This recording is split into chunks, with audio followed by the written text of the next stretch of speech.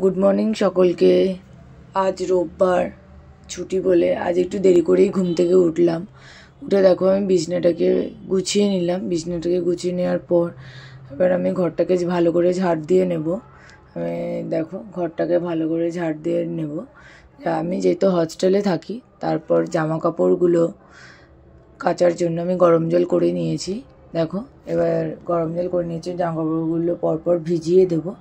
অনেকগুলো জামা কাপড় পরপর ভিজিয়ে দেওয়ার পর আমি একটু ভেজানো থাক, তারপরে আমি চান করে নেব। দেখো চান করে নিয়েছি, চুলটাকে ভালো করে মুছে নিলাম। ভালো করে মুছে আমি সূর্য প্রণাম করে নিয়েছি।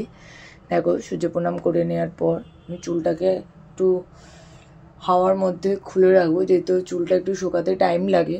শুকানোর পরে আমি ঠাকুর ঘরে চলে এসেছি, ঠাকুর পুজো দিয়ে দিয়েছি। ঠাকুর পুজো দেওয়ার পরে আমি ঠাকুর প্রণাম করে নেব। ঠাকুরটা প্রণাম করে নেওয়ার পর বিকালে আমার একটা কাজ আছে। হ্যাঁ, বিকালে একটা নতুন চমক নিয়ে আসবো, তার জন্য তোমাদেরকে ওয়েট করতে হবে। আমার চ্যানেলটা যদি ভালো লেগে থাকে প্লিজ চ্যানেলটা সাবস্ক্রাইব করে দেবে।